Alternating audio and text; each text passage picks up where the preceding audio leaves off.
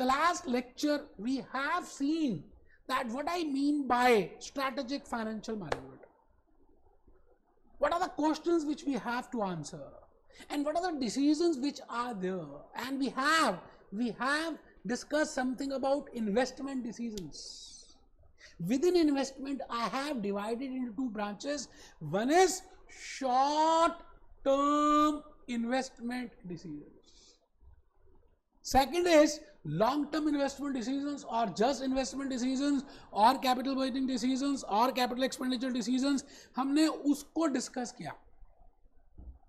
उसके बाद हमने उसके फीचर्स देखे, that what are the features of that, and I have given you some case studies, some Nano की case study, some Ratan Tata, some Reliance Jio, blah blah blah blah blah, बड़ी सारी बातें मैंने आपको बताई. आज का ये जो लेक्चर है ना, लास्ट लेक्चर से कनेक्टेड है. मुझे एक बात छोटी सी बताना, रजिस्टर ओपन कर लीजिए, जल्दी से कैलकुलेटर बाहर निकाल लीजिए. आज हम कुछ कैलकुलेटर का भी यूज करने वाले हैं. बड़ा इंपॉर्टेंट रहेगा दोस्तों आज का लेक्चर. मैं आपको ये क्या कहूँ, एक फाउंडेशन बन जाएगी आपको, so that we can start lecture 3 में हम हाईवे में चलना स्टार्ट कर दें सीधा. ठीक है, तो आप रजिस्टर ओपन कर लें. और मुझे एक बात छोटी सी बताएं,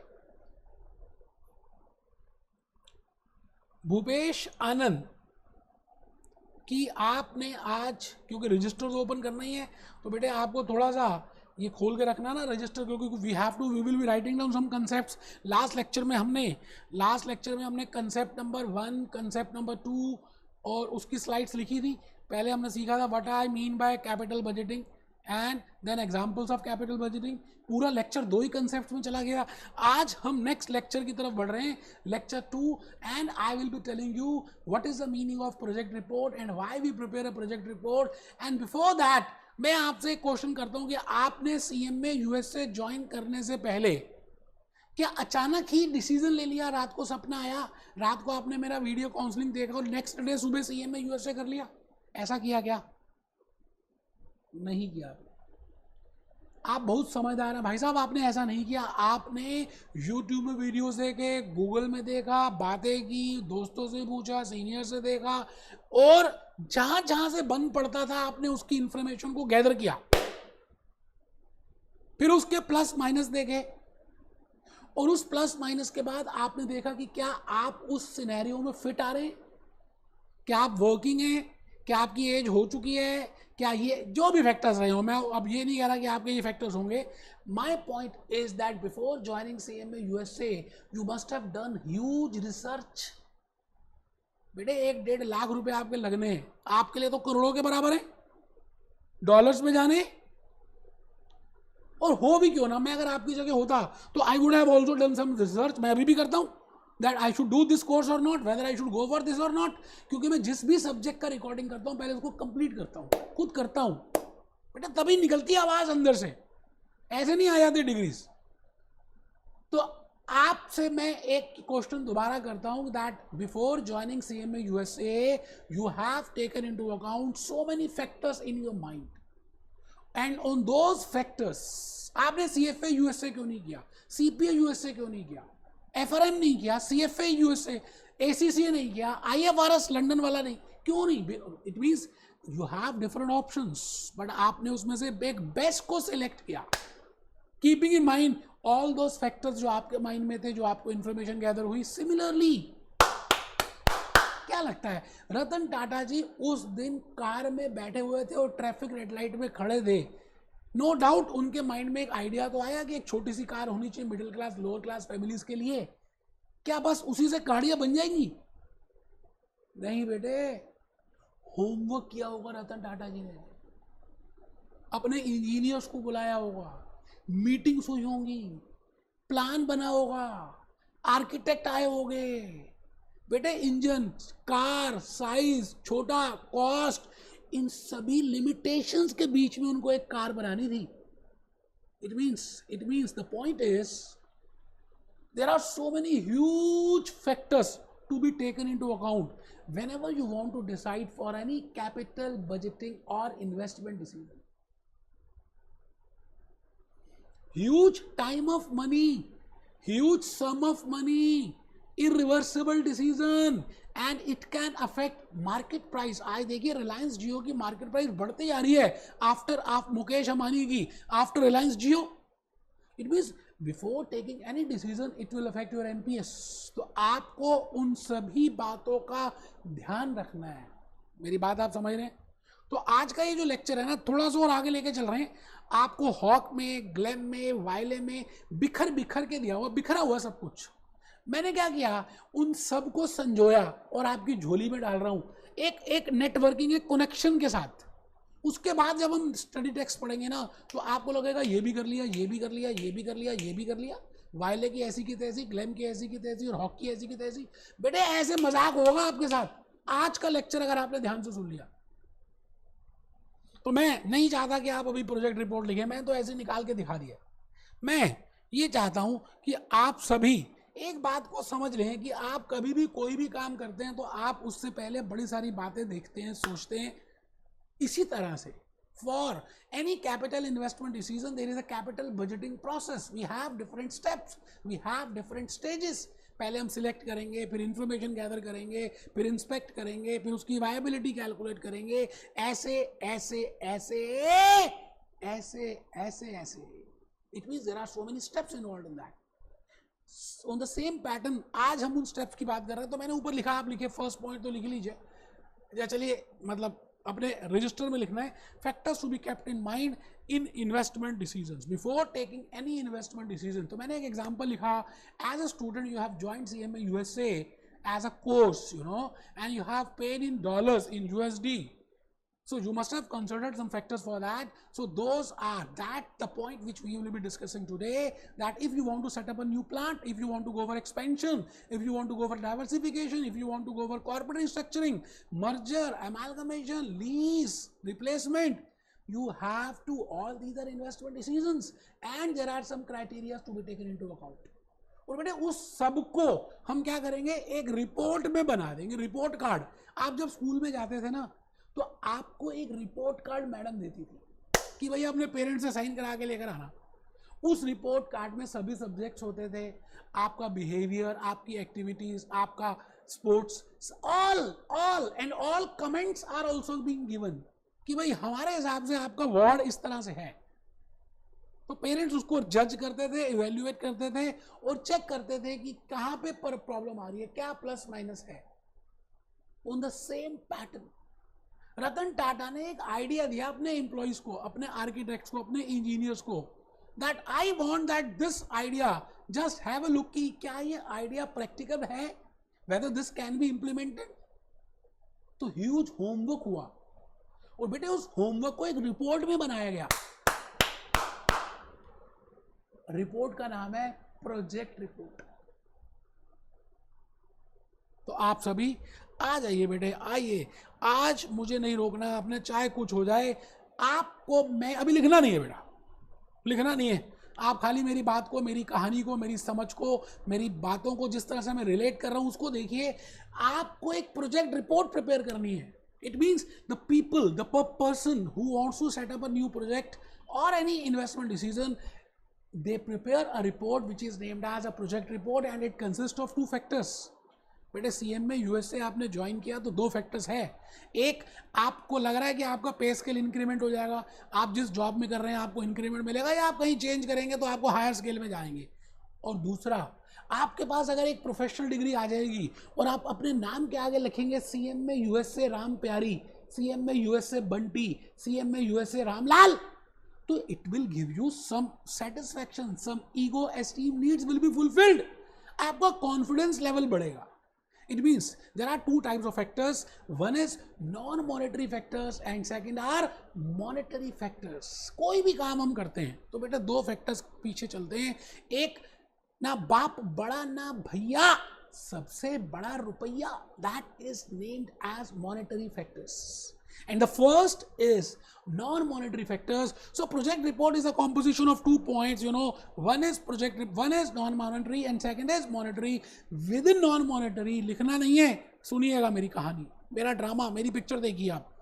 first non-monetary factor may be, मैंने लिखा है लोकेशनल फैक्टर्स.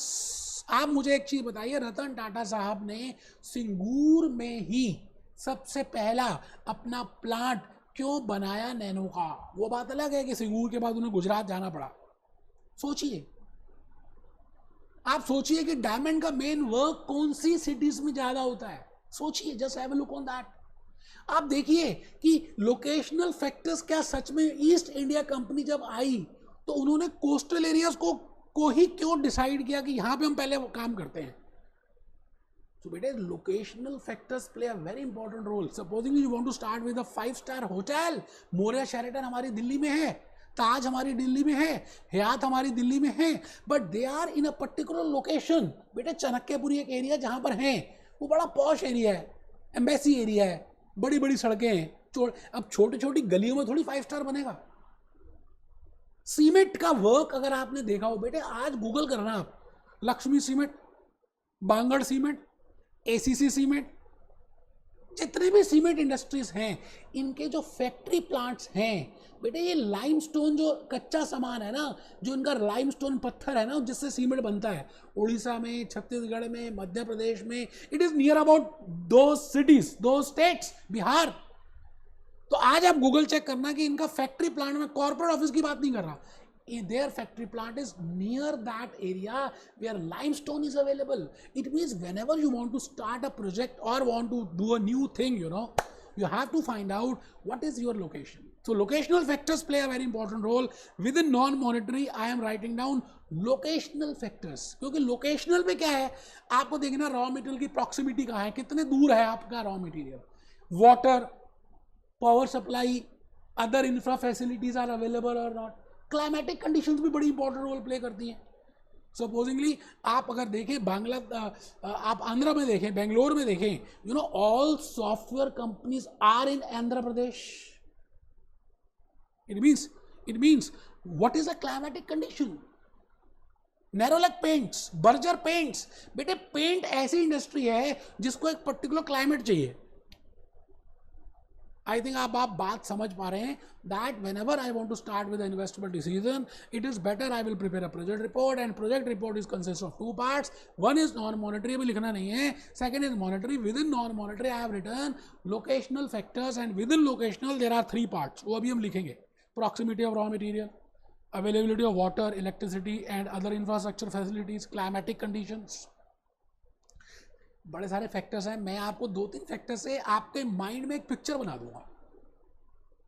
बेटा याद कीजिए कि if you want to start with a new project, whether technological factors play a very important role, और आज के सिनेरियो में तो टेक्नोलॉजी इज वेरी इंपॉर्टेंट। आप देखिए, जैसे रिलायंस जियो आया फाइबर केबल्स लेकर, स्पीड नेट की ज़्यादा थी, तो आप देखिए एयरटेल का बिजनेस लूज हो गया, बिकॉज 5G टेक्नोलॉजी आ रही है, आ चुकी। नोकिया चला गया, सैमसंग आ गया, सैमसंग चला गया, आईफोन आ गया। It means the point is technology is playing a very important role and it is changing day by day. तो आपको अब ये चेक करना है that the project which you want to start, उसमें which type of technology you will be using, what is your own technology and whether you can compete with global technology. Cameras चले गए बेटे, आजकल mobile phones आ गए। मुझे तो लगता है कुछ दिनों में मोबाइल फोन्स भी चले जाएंगे, एक चिप आएगी जो आप अपने कान में लगा लेंगे, बस यहीं से काम चलेगा। Technology is changing like anything. It means whenever you want to start a project, because it involves huge sum of money, it is irreversible, it affects market price, it is important that you should consider these factors. We have seen locational factors, marketing, technological factors and marketing factors. जब तक आप दिखाएंगे नहीं, मैंने लिखा जो दिखता है वो बिकता है। हम जब तक YouTube में नहीं आएंगे, आपको कैसे पता चलेगा quality, and how you can compare my lectures with X, with Y, with Z, and how you can find out कि भाई कौन से लेक्चर्स बेस्ट हैं, किसने ज़्यादा बेटर कंसेप्ट बताया, किसने रिविजनरी भी कराया, किसने क्वेश्चंस भी कराए, कौन अपनी ब्रांड वैल्यू का ले रहा है। It means all these factors play a very important role. Marketing factors, अब ऐसे तो बड़ी लंबी सी लिस्ट है बेटे। ब्रांड एम्बेसडर्स कौन होने चाहिए? सपोजिंगली अगर आप बैजूस को देखें तो उन्होंने शाहरुख खान को अपॉइंट किया है एज अ ब्रांड एम्बेसडर कि they should, he is promoting Byju's app. Unacademy को देखें, अच्छा मैं ही कल आ जाता हूँ और CMA USA के लिए सपोजिंगली मैं आलिया भट्ट को बोलता हूँ कि प्लीज़ आप मैडम मेरा 2 मिनट का वीडियो बनाइए, आपके साथ मैं खड़ा हो जाता हूँ, और आप CMA USA के लिए बोलिए कि जिसको भी CMA USA करना है should purchase Bhupesh Anand YouTube और भूपेश आनंद मोबाइल ऐप और भूपेश आनंद वीडियो लेक्चर्स। क्या लगता है इतने लोग हैं आलिया भट्ट को चाहने वाले, अब जो आलिया भट्ट बोलेगी कुछ ना कुछ तो लोग मेरे परचेज कर ही लेंगे due to Alia Bhatt. It is marketing factors. तो आइए हम आज के इस लेक्चर में मैं यही बात आपको बस पूरे लेक्चर में बताऊंगा that it is important that I have to prepare project report. और प्रोजेक्ट रिपोर्ट में हम दो फैक्टर्स देखेंगे। मैंने जैसे लिखा नॉन मॉनेटरी और मॉनेटरी। अभी आपने कुछ भी नहीं लिखा मुझे मालूम है, आप नाराज मत होइएगा, कुछ नहीं लिखा मुझे पता है, अभी सब बताऊंगा मैं। पहले आप छोटा सा आ जाइए और सर कहाँ है अभी बेटे, मैंने आपके लिए एक वो बनाया था, एक सेकंड में मैं आ गया। आप पहले इसी में से लिख दें बेटे, थोड़ा सा ज़्यादा वैसे लिखने का काम है नहीं। लिखें जी प्रोजेक्ट रिपोर्ट कंसेप्ट नंबर 3। आप ऑलरेडी 2 कंसेप्ट लास्ट लेक्चर में लिख चुके हैं, लेक्चर 1 और लेक्चर 2 में। आप लिख रहे हैं कंसेप्ट नंबर 3। नंबरिंग नहीं डालनी तो पॉइंट नंबर 3 लिख दीजिए, हेडिंग लिखिए प्रोजेक्ट रिपोर्ट, बस। मैं चुप हूं, आप लिखें capital budgeting decisions are very important decisions, so it is important to prepare a project report. It is important to prepare a project report of any project. Project report is a report made about a project which is composite of monetary and non-monetary factors. एक बच्चा ना सिर को खुजला रहा है, अरे भैया लिखना है इसको, अभी तक मैंने मना खुद ही किया था नहीं लिखना, अब लिखना है, लिखो। कोई ढीला नहीं बैठेगा। मैं आपको रिपीट कर रहा हूँ, ऐसा मत सोचिए कि आप सीएम में यूएसए का कोर्स कर रहे हैं, अमेरिकन कोर्स कर रहे हैं, आप बहुत बड़े हो गए हैं। बेसिक रूल्स वही हैं, स्कूल के बच्चे बनिए, सब चीज़ें नोट कीजिए, प्रैक्टिस कीजिए, कैलकुलेटर के साथ आज करेंगे, छोटे बच्चे बन जाओ यार। लिखो project report is a report made about a project which is composite of monetary and non monetary factors in relation to a project. चलिए जी ऐसे ही बनाएंगे प्रोजेक्ट रिपोर्ट। प्रोजेक्ट रिपोर्ट बनाइए सी पॉइंट में कंसेप्ट 3 के, और एक तरफ लिखिए नॉन मॉनेटरी और दूसरी तरफ लिखिए मॉनेटरी फैक्टर्स।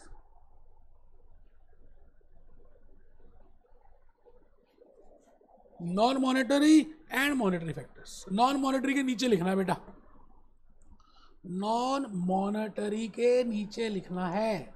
मेरे पास जगह नहीं थी इसलिए मैंने नेक्स्ट स्लाइड यूज कर दी। आपने जगह है आपके पास रजिस्टर में तो एरो बनाना नहीं है, नीचे लोकेशन लिखना है। लिखना जरूर है, मैं फिर रिपीट कर रहा हूं, ज्यादा समझदारी चालाकी मत करना, मैं आपको फर्स्ट अटेम्प्ट में क्लियर कराना चाहता हूं इसलिए पेन ले रहा हूं। Proximity of source of raw material. बेटा पेन तो आप देखिए ना, मैं खड़े होकर पढ़ा रहा हूं, बाकी यूट्यूब के लेक्चर्स आप देख लीजिए कैसे पढ़ा रहे हैं लोग, ये सबसे बड़ा पेन है। Proximity of source of raw material मतलब nearness of source of raw material. यहां पर आप लिख दें सीमेंट इंडस्ट्री, अच्छा रहता है बेटा थोड़ा सा ना आपके माइंड में। देखिए ये नोट्स आपके लाइफ लॉन्ग यूज होने हैं, आप इसके बाद कोई भी और कोर्स करते हैं तो बार बार कोचिंग लेने की जरूरत नहीं पड़ेगी अगर आपके पास नोट्स हैं, इतना मैं दावा देता हूं आपको। तो लिखे cement industry. Availability of labour, diamond का वर्क आप बताइए गुजरात में ज़्यादा होता है, जयपुर में ज़्यादा होता है, इंडिया में, because labour is available there. Other infra facilities मतलब वाटर लिख लें, इलेक्ट्रिसिटी एटसेट्रा, और climatic conditions like software. Second is technological factors. बेटे आप कोई भी इंडस्ट्री में जाते हैं, कोई भी प्रोजेक्ट करते हैं तो उसकी जो टेक्नोलॉजी है वो बड़ी इंपॉर्टेंट है। Technology plays a very important role. आपने देखा है कि ऐसे बड़ी बड़ी कंपनीज जो एक जमाने में बहुत बड़ी होती थी और आज कहां पर है, नष्ट तो नाबाद, खत्म, they are nowhere because of technology. Political factors छोड़ दीजिए, मार्केटिंग फैक्टर्स में आ जाइए। No because they can be different factors. सुनो अगर आप इसको डिस्कस करने लगे तो बड़ा टाइम लग जाएगा। मैं चाहता हूं कि आपको एक माइंड में पिक्चर ही बन जाए, फिर हम सीधा पॉइंट पे आ जाए जहां पर हमें आना है। Marketing factors, brand ambassador, discount policies. आप बता सकते हैं दैट ब्रांड एम्बेसडर में अमिताभ बच्चन साहब कौन कौन सी ब्रांड के एम्बेसडर हैं, या प्रियंका चोपड़ा या कैटरीना कैफ।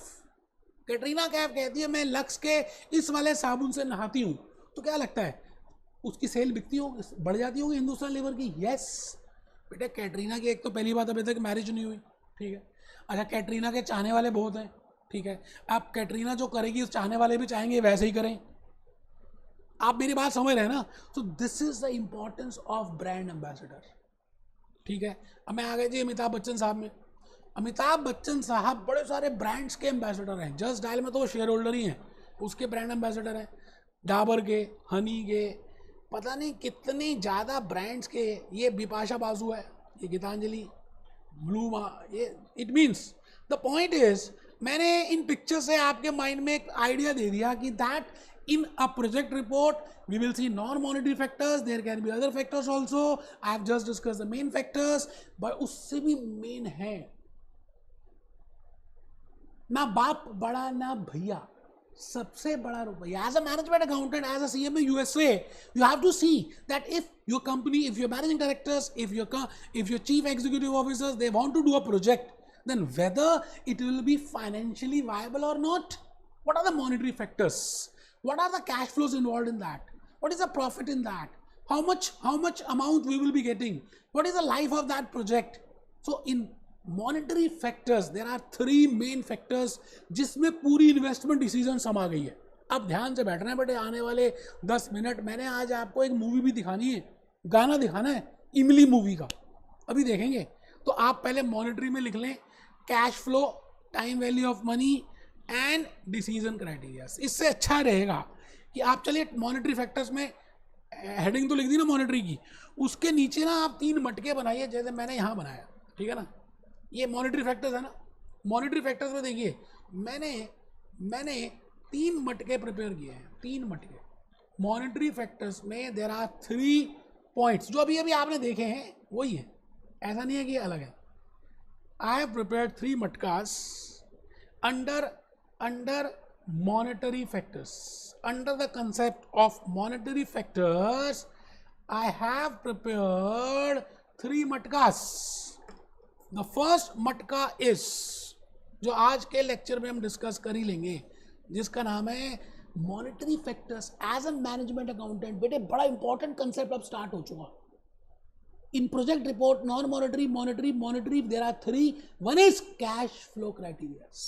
प्रॉफिट की बात नहीं कर रहे, profit as per profit and loss की बात नहीं करूंगा, बुक प्रॉफिट की बात नहीं करूंगा, फाइनेंशियल अकाउंटिंग प्रॉफिट की बात नहीं करूंगा, कॉस्ट अकाउंटिंग प्रॉफिट की बात नहीं करूंगा। तभी तो मैं कह रहा हूं आप ध्यान से बैठिए, मैं मैनेजमेंट अकाउंटेंट प्रॉफिट की बात करूंगा। वो क्या देखेगा? First factor. Second criteria will be, जो आज हम डिस्कस कर लेंगे, that is time value of money. और थर्ड फैक्टर बेटे जो हम नेक्स्ट लेक्चर नंबर 3 में डिस्कस करेंगे, that is capital investment analysis methods. तीनों, all these 3 are given in 3, violet, glam and hawk. But आज का लेक्चर आपने कर लिया और नेक्स्ट लेक्चर कर लिया ना थर्ड, तो आप समझ लीजिए आधी हॉक, आधी ग्लैम, आधी वायलेट तो ऐसे चुटकियों में हो जानी है आप। अभी नहीं पढ़नी, पहले आप मेरे बात सुनेंगे, ठीक है जी। सो इन मॉनेटरी फैक्टर्स ऐसे ही बनाए, मटके बनाए, अच्छा लगेगा। प्रोजेक्ट रिपोर्ट बनाई थी, मॉनेटरी फैक्टर्स लिखी दिए थे, उस मॉनेटरी फैक्टर्स के नीचे 3 मटके बनाए। First is cash flow criterias, second is time value of money, third is capital investment analysis method. Capital investment analysis methods, capital investment analysis methods, capital investment analysis methods करना है बेटा, सब ने करना है। मैं आज अपने लेक्चर में सबसे पहले मटके को बताने जा रहा हूं। अब आपने देखना है कि आप कितने सीरियस होकर बैठ रहे हैं। मैंने तो कहा जी बड़ा इंपॉर्टेंट है ये मटका। इसका नाम है, पहले मटके का नाम है कैश फ्लो क्राइटेरियाज। आप अपनी रियल लाइफ में भी यूज कर सकते हैं बेटे। एज अ मैनेजमेंट अकाउंटेंट आज से आपकी दुनिया बदल जाएगी, सोचने का ढंग ही बदल जाएगा। Because the point is, when I say cash flow criterias, now you will think it from the another angle which I will be telling you. बेटे सब कुछ आपने अब कैश के पॉइंट से देखना है। आपने सीएमए यूएसए ज्वाइन किया, एक बच्चा हंसने लग गया, उसको नींद आ रही थी, जैसे ही मैंने सीएमए यूएसए बोला खड़ा हो गया, और सीएमए यूएसए की बात हो रही है। you have considered how much will be outflow and how much will be inflow. Even in my counseling videos, I have given you that how much will be the outflow and how much will be the inflow. Outflow कितनी होगी, inflow कितनी होगी, outflow कितनी होगी, inflow कितनी होगी.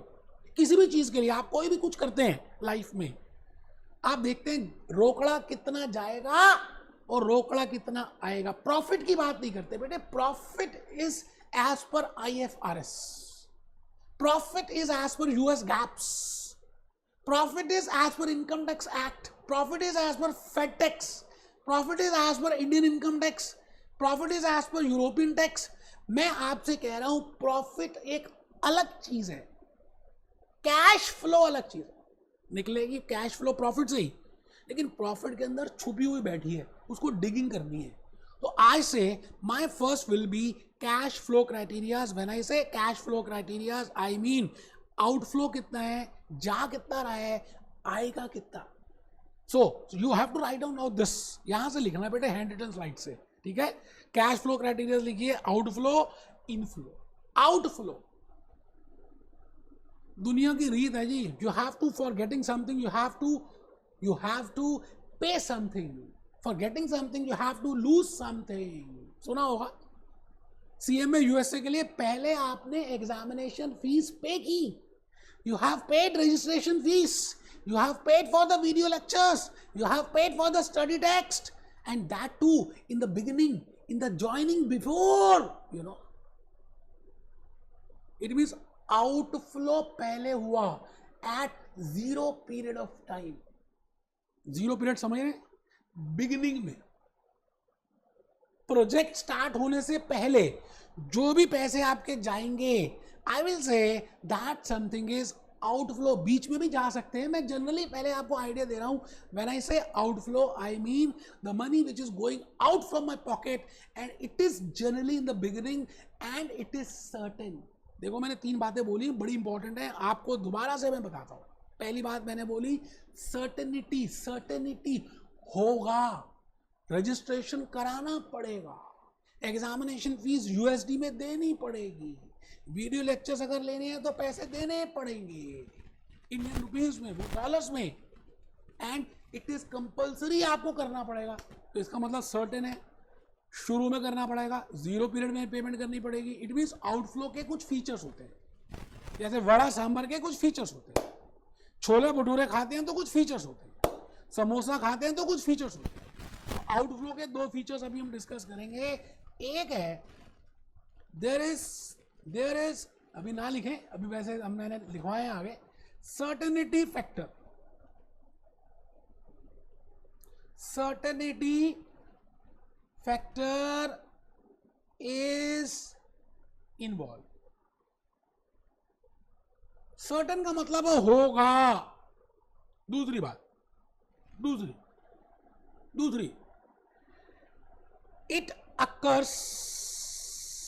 it occurs in beginning. आराम से बेटे, आराम से मैंने लिखा जी certainty factor is involve. First is cash outflow and cash inflow. With in cash outflow certainty factor is involve and it occurs in the beginning. और भी हो सकते हैं, मैंने खाली 2 मेन बताए. तो बेटे आउट का मतलब आप समझ रहे हैं, जाना. इन का मतलब आना. कैश का जाना, कैश का आना, कैश का जाना, कैश का आना. अब मैं आ रहा हूं जी कैश इनफ्लो में. बेटे कैश इनफ्लो क्या होता है? पहली बात तो ये समझ लीजिए, आज तक the profit which you have calculated up to this date, that profit which you are calculating as per statement of comprehensive income, as per profit and loss statement, as per profit and loss account, that profit is not a cash profit. वो profit cash profit नहीं है, उसको तो touch ही मत करना. As a management accountant, I am not concerned with that profit because that profit is calculated as per IFRS, as per US GAAP, as per Ind AS. And within that profit and loss statement, we have debited all types of expenses. गधे, घोड़े, सब हमने debit कर दिए. Expenses तो वैसे भी debit ही करते हैं. But my dear friends, expenses can be of 2 types. cash expenses and non-cash expenses. Those expenses जिससे मेरी जेब से पैसे जा रहे हैं, जैसे मैंने फैक्ट्री रेंट पे किया, cash is going out. Paid wages to laborers, cash is going out. Paid for raw material, cash is going out. It is expense, it has to be debited, we will debit it. But there are so many other expenses, बेटे ऐसे बड़े सारे और भी expenses हैं which are debited in profit and loss statement or statement of comprehensive income as per IFRS, as per US GAAPs, which are non cash in nature, जो देने पड़ते हैं, जो अलाउड हैं as per the income tax act of USA, as per the income tax act of India. जैसे depreciation, कभी नाम सुना है डेप्रिसिएशन का? बेटे जब मैं डेप्रिसिएशन का नाम लेता हूँ ना तो छोटा सा बच्चा उठ के खड़ा हो जाता है. Depreciation, depreciation. और भी there are different expenses non cash. मैंने जान के ऐसी नाम ले लिया डेप्रिसिएशन. बेटे आप एक प्लांट को परचेज करते हो, एक मोबाइल फोन को आपने जो परचेज किया 40,000, 50,000, 1 लाख का, let it be anything. Now the value of that mobile phone is decreasing day by day. उसकी वैल्यू धीरे धीरे कम होती जा रही है. आप वही मोबाइल फोन को आफ्टर सम पीरियड उसी शॉपकीपर को बेचने जाओ तो he will not buy at that same price because due to efflux of time, due to obsolescence, due to wear and tear, the value has been decreased. And that's something, you know, for a Maruti Suzuki, for a company, for a manufacturing company, whether it is a service industry, whether it is a contract industry, all are using plant and machineries, and the value of that plant and machinery is being decreased. So as per the Income Tax Act of US Fed or any act, you know, all over the world I am talking of, मैं पूरी दुनिया की बात कर रहा हूँ.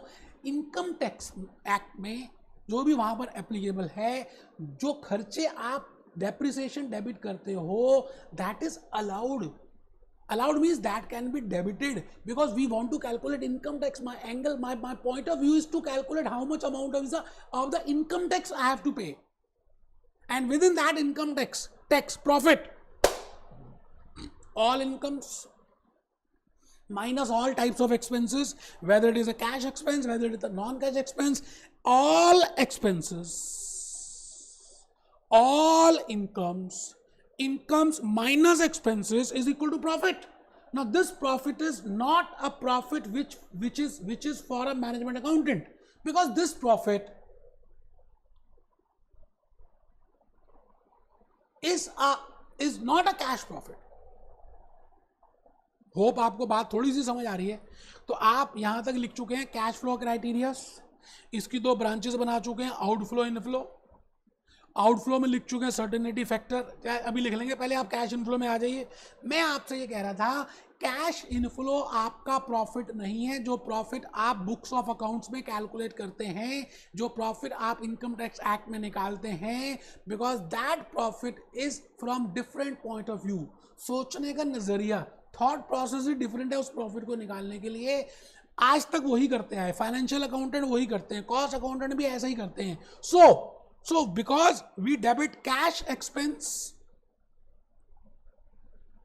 as well as non-cash expense, and we credit incomes, all types of incomes, and then this matka is named as profit. इस मटके को हम कहते हैं कि ये प्रॉफिट है. बट भाइयों और बहनों, दोस्तों, ये जो प्रॉफिट है, ये मटका आज से आप अपनी लाइफ से बाहर निकाल देंगे, बिकॉज ये कैश प्रॉफिट नहीं है. मैनेजमेंट अकाउंटेंट सीएमए यूएसए के लिए ये प्रॉफिट नहीं है, कैश नहीं है.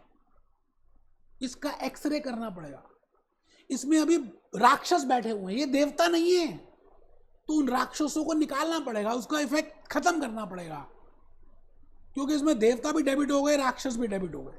Devta means cash expense, Rakshas means non-cash expense. So we have to see which type of expenses are non-cash.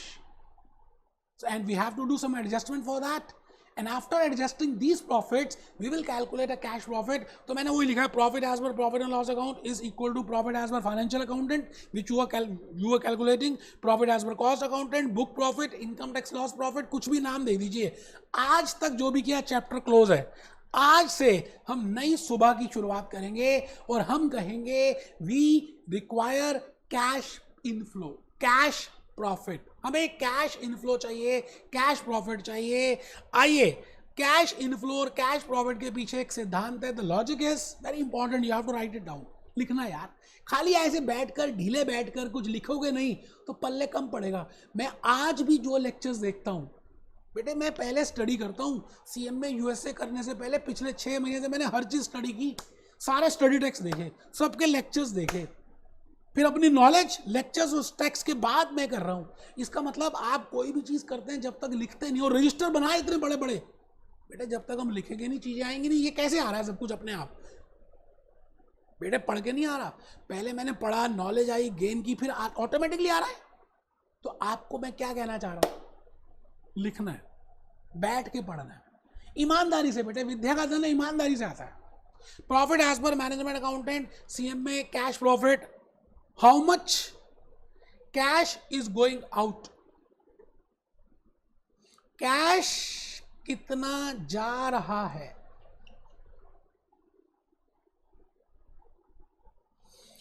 How much cash is coming in, रोकड़ा कितना गया.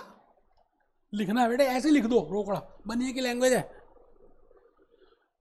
रोकड़ा कितना आया. यूएसए में भी अगर बनिए तो बोलते हैं रोकड़ा, रोकड़ा कितना गया, रोकड़ा कितना आया. So as a management accountant we have to follow the same language for those बनियास.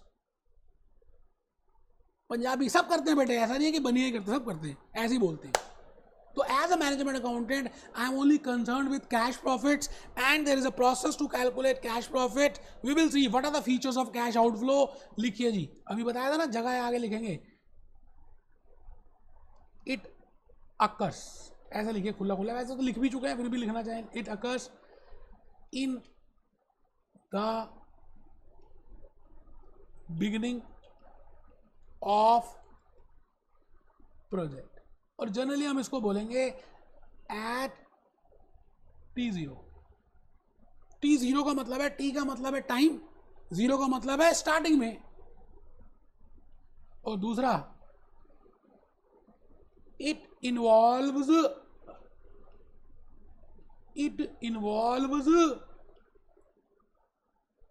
certainty factor. मतलब अनसर्टिनिटी नहीं है. आप सीएमए यूएसए के पेपर्स के लिए तैयारी करने से पहले registration fees, examination fees, recorded lecture की फीस, कैलकुलेटर की फीस सब देंगे, सर्टेनिटी है. फिर मन लगाकर पढ़ाई करेंगे, प्रैक्टिस करेंगे, पेपर देंगे, तो फ्यूचर में, भविष्य में रिजल्ट आएगा. बेटा रिजल्ट में भी 15 दे टेक 2 to 3 वीक्स. आपने पेपर आज दिया तो 3 हफ्ते तो लग ही जाएंगे इंडिया में या कहीं पे भी. इट मीन्स आने वाला जो टाइम है, it means cash inflow, it means cash profit future में होगा. तो इसका फीचर बड़ा इंपॉर्टेंट है, लिखना है सबने. कैश इनफ्लोस लिखना है बेटे, occur at future period of time. एक वर्तमान काल में होगा, एक भविष्य काल, फ्यूचर टेंस, फ्यूचर में होगा ना बेटे. पेपर का रिजल्ट फ्यूचर में है. जैसे नैनो का प्लांट लगाया, तो नैनो का प्लांट आज लगाया, सिंगूर में लगाया, गुजरात में लगाया, आज प्लांट, मशीनरी, बिल्डिंग सब कुछ आज किया, आउटफ्लो आज हुई, सर्टेनिटी है. अब नैनो बनेगी, बिकेगी, और बिकी नहीं, आपको पता है इतना नैनो का प्रोजेक्ट सक्सेसफुल नहीं रहा, तो दैट इज अनसर्टेनिटी. तो यहां लिखेंगे कैश इनफ्लोस आर अनसर्टेन. आराम से, कोई जल्दी है ही नहीं. जब प्यार किया तो डरना क्या. लो जी, आजी आउटफ्लो और इनफ्लो के फीचर्स लिख दो जी। As a management accountant for investment decision I am, बेटा रात को भी उठा देना और मुझे बोले क्या, मैं कहूँगा कैश फ्लो। कैश फ्लो के दो हिस्से, एक आउटफ्लो एक इनफ्लो। आउटफ्लो शुरू में होगा, सर्टेनिटी है, और इनफ्लो फ्यूचर में होगा और अनसर्टेनिटी है। जनरली हम क्या करते हैं, इनफ्लो और आउटफ्लो को हम एक टाइम लाइन में ड्रॉ कर देते हैं। आपने बनानी है समय की रेखा, समय की रेखा, मैं समय हूं, मैं टाइम लाइन हूं। हमने एक लाइन खींची थी एक्स एक्सिस, और यहां पे आप खड़े हैं, हीरो हीरालाल, सीएम में यूएसए मैनेजमेंट अकाउंटेंट। T0 यहां पे आउटफ्लो है, और आउटफ्लो को जनरली हम ब्रैकेट्स में लिखेंगे कि भाई हमारी जेब से पैसे जा रहे हैं आउटफ्लो। तो आपकी आउटफ्लो किस किस में होगी, जो भी होगी अभी देखेंगे कैसे कैलकुलेट करते हैं वो देखेंगे। यहां पे आउटफ्लो आ जाएगी, फिर मेहनत करोगे, पेपर दोगे, तो आपकी इनफ्लोज होंगी। और इनफ्लोज कहाँ होंगी, फर्स्ट ईयर में होंगी T1 में, सेकेंड ईयर में होंगी T2 में, थर्ड ईयर में होंगे T3 में, फोर्थ ईयर में होंगे T4 में। एज्यूम कर रहा हूँ 4 साल है, वैसे आप सीएम में यूएसए करेंगे तो लाइफ लॉन्ग ही है। Just for explaining purpose, I want to tell you that outflow is 0 period, outflow is certain, inflow is future period, and inflow is uncertain. ठीक है जी, बोलो बोलो जी।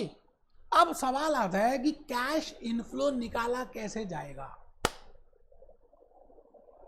Cash profit, how we can calculate. Now there are different formulas for that, but दोस्तों I will be teaching you concepts. मैं आज एक concept ऐसा बता दूंगा कि उसके बाद आप वाइले, ग्लैम, हॉक के जहां के मर्जी क्वेश्चन कर लेना।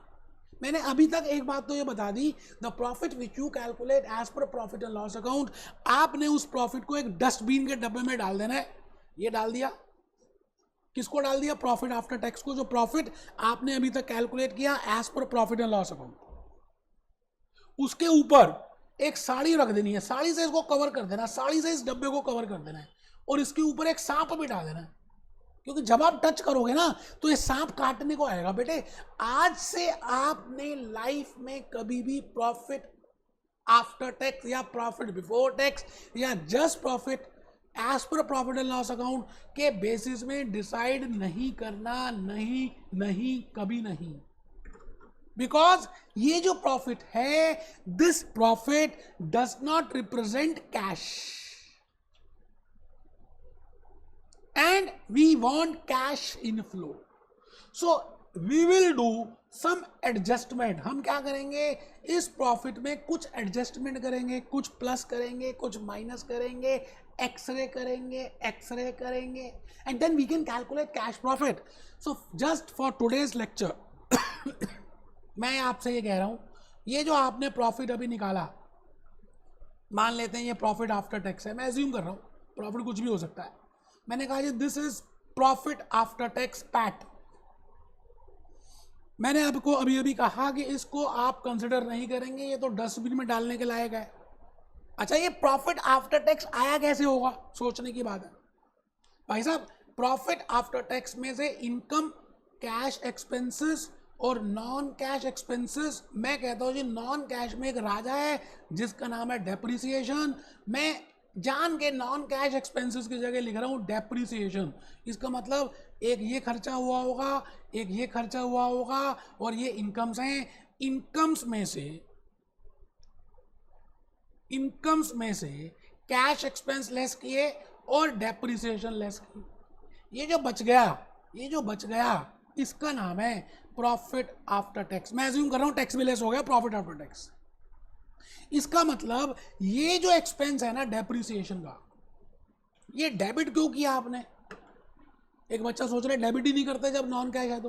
बेटे we prepare profit and loss account as per standards, as per regulations, as per income tax, as per company regulations, as per IFRS, and all those are allowing to debit. You can debit this expense. अगर हम debit नहीं करेंगे तो we will be paying more tax. देख लीजिए इसमें क्या है। मैं आपसे ये बात कहता हूं कि आपके सामने एक प्रॉफिट एंड लॉस ये है, एक प्रॉफिट एंड लॉस ये है। ये $1 लाख की इनकम है, यहां पर भी $1 लाख की इनकम है। यहां पर कैश एक्सपेंस है, अज्यूम कर रहा हूँ $60,000 और डेप्रिसिएशन है $10,000, यहाँ पर cash expense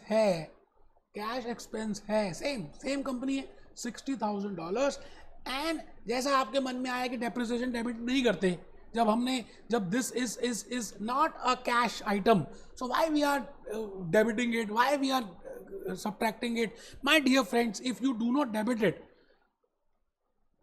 and suppose USA tax rate is 20%, my dear friends, it is a allowed expense, so I should calculate my profit before tax as 30,000, tax as 6,000, and after tax as 24,000. अगर आप debit नहीं करेंगे तो आपको USA में 1,00,000 minus 60,000 is equal to 40,000 के ऊपर tax देना पड़ेगा 8,000 रुपये, और फिर आएगा प्रॉफिट 32,000 रुपये. आप मुझे एक चीज़ बताइए कि यहाँ पर टैक्स आप दे रहे हैं $6,000 का, and in second scenario in which you are not debiting depreciation, you are paying a tax of $8,000. So which type of समझदार मैनेजमेंट अकाउंटेंट यू आर? अगर एक चीज़ आपको अलाउड हो रही है तो हमें डेबिट करनी चाहिए. And moreover we prepare profit and loss account from different angle because we have to give to shareholders, we have to present those financial statements. It should give a true and fair view. But for a management accountant, when he's taking investment decision, my thought process is somewhat different. I'm only concerned with cash. So the point is, if I take this 24,000 as my profit after tax and I debit depreciation, मैं इसमें $10,000 की depreciation अगर add कर दूं, सोचना जरा, ध्यान से देखना, तो बेटा ये 34,000 आ गया.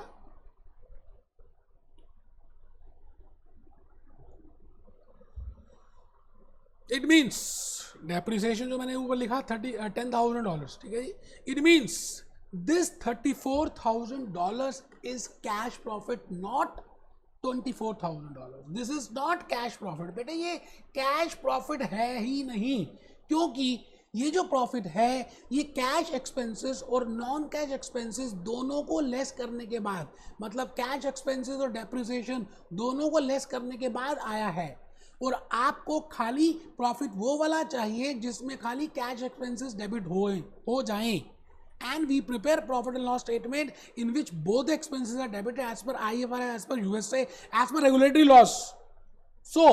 So as a management accountant, I have to do some adjustment for that. मैं उसका कुछ एडजस्टमेंट करूंगा. मैं क्या करूंगा, 24,000 को लूंगा, उसमें वो सारे नॉन कैश एक्सपेंस जो मैंने डेबिट कर दिए थे ऐड बैक कर दूंगा. मैंने अभी जान के अज्यूम किया है खाली नॉन कैश में डेप्रिसिएशन है, और भी लिस्ट होगी, बताएंगे.